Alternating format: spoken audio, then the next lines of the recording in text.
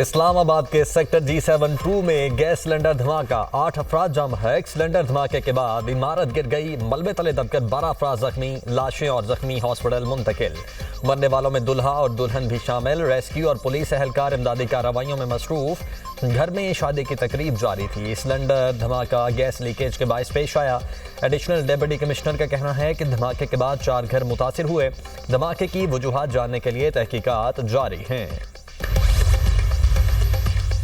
وزیر اعظم اور وزیر داخلہ کا اسلام آباد میں سلنڈر حادثے میں جانوں کے نقصان پر اظہار افسوس۔ اہل خانہ سے اظہار ہمدردی۔ شہباز شریف کی زخمیوں کو ہر ممکن طبی امداد فراہم کرنے کی ہدایت۔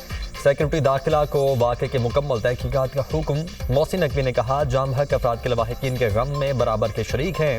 زخمیوں کو علاج معالجے کی بہترین سہولیات فراہم کی جائیں۔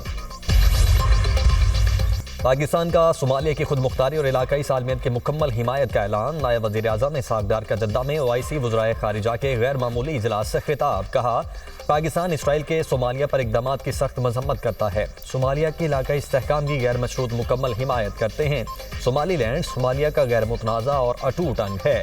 اسرائیلی اقدامات بین الاقوامی قانون کی خلاف ورزی ہیں۔ اسرائیلی وزیر خارجہ کا صومالی لینڈ کا دورہ انتہائی تشویشناک ہے۔ صومالیہ کی ترقی اور استحکام کو نقصان پہنچانے کی اجازت نہیں دی جا سکتی۔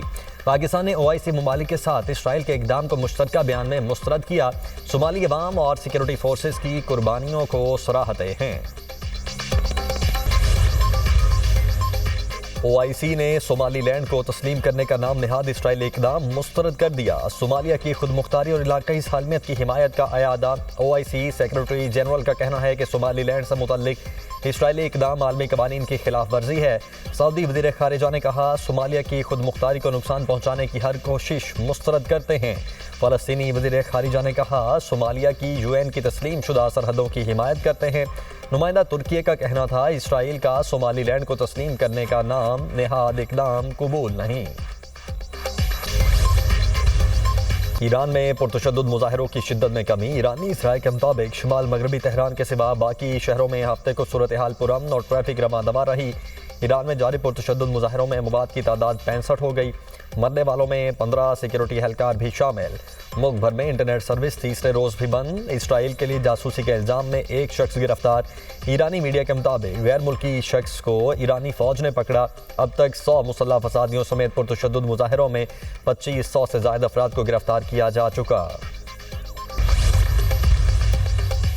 امریکی دارالحکومت واشنگٹن میں وائٹ ہاؤس کے باہر سینکڑوں افراد کا ایرانی حکومت کے خلاف احتجاج۔ مظاہرین کے ایرانی سپریم لیڈر آیت اللہ خامنائی کے خلاف پلے کارڈز اٹھا کر نعرے۔ مظاہرین کا کہنا تھا ایرانی عوام آزادی کے لیے امریکہ کی اخلاقی حمایت چاہتے ہیں، کسی فوجی مداخلت یا مالی مدد کا مطالبہ نہیں کر رہے۔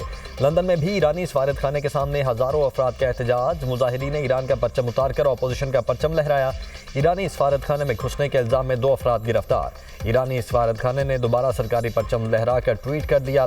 برطانوی وزیر اعظم کیئر سٹارمر کی ایران میں مظاہرین پر تشدد کی مذمت۔ ایران آزادی کی طرف دیکھ رہا ہے جو اس سے پہلے کبھی نہیں ہوا۔ امریکی صدر ڈونلڈ ٹرمپ کہتے ہیں کہ امریکہ ایرانی عوام کی مدد کے لیے تیار ہے۔ سربراہ یورپی یونین کہتی ہیں کہ ایرانی مظاہرین کے ساتھ ہیں۔ مظاہرین پر تشدد کی مذمت کرتے ہیں۔ مظاہرین آزادی سے زندگی گزارنے کا مطالبہ کر رہے ہیں۔ یورپ مکمل طور پر ایرانی مظاہرین کے ساتھ کھڑا ہے۔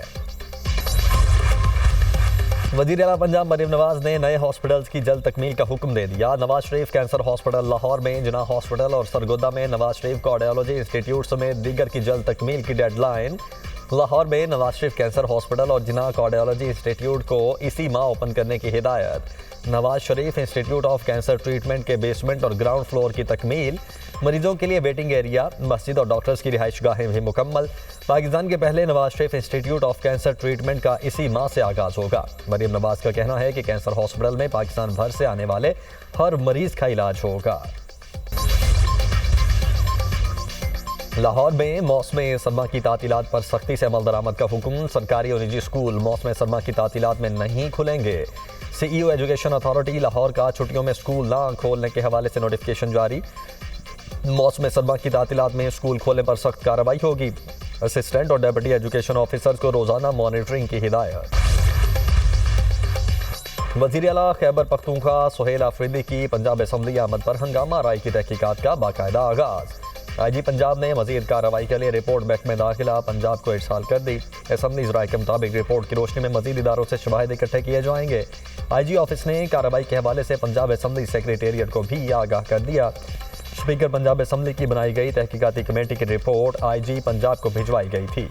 رپورٹ کے ساتھ ویڈیو شواہد بھی موجود تھے۔ آج وزیر اعلیٰ خیبر پختونخوا کے دورہ سندھ کا آخری دن ہے۔ سہیل آفریدی کی پیر کو واپسی ہے۔ آخری دن بدمزگی پیدا نہ کریں، بیرسٹر گوہر کا سوشل میڈیا پر پیغام۔ کہا مہربانی کر کے اچھے ماحول کو چلنے دیں، جلسہ مقررہ وقت اور مقام پر اور قانون کے مطابق جمہوری انداز میں ہوگا۔ جلسہ کسی کے خلاف نہیں بلکہ اپنے حقوق کے لیے ہوگا۔ ہم نے بہت برداشت کیا، آپ بھی ایک دن صبر کر لیں۔ کراچی والوں، وزیر اعلیٰ کو مایوس نہیں کرنا، جلسے میں شرکت کریں۔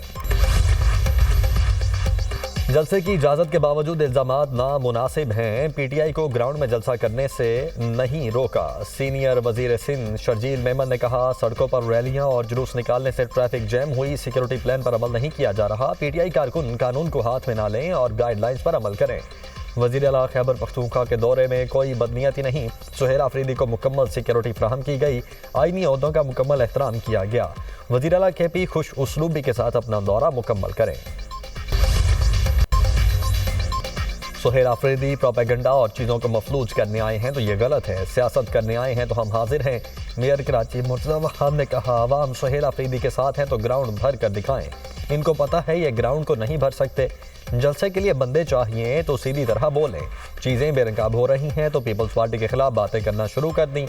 سندھ حکومت ان کا ایئرپورٹ پر استقبال فول پروف سیکیورٹی دیتی ہے تو بہت اچھی ہے، جب ان کو باہر 250 لوگ نظر آتے ہیں تو ٹوپی ڈرامے شروع کر دیتے ہیں۔ ملک کو تاریکی کی طرف دھکیلا جا رہا ہے، جس طریقے سے ملک چلایا جا رہا ہے وہ سب کے سامنے ہے۔ حکمران ہوش کے ناخن لیں۔ پی ٹی آئی رہنما سلمان اکرم راجہ نے کہا دیکھنا ہوگا ہمارا ملک اور قوم اس وقت کہاں کھڑی ہے۔ تشویش کی بات ہے ہمارے حقوق چھین لیے گئے، ہماری حقیقی آزادی کی جدوجہد جاری رہے گی۔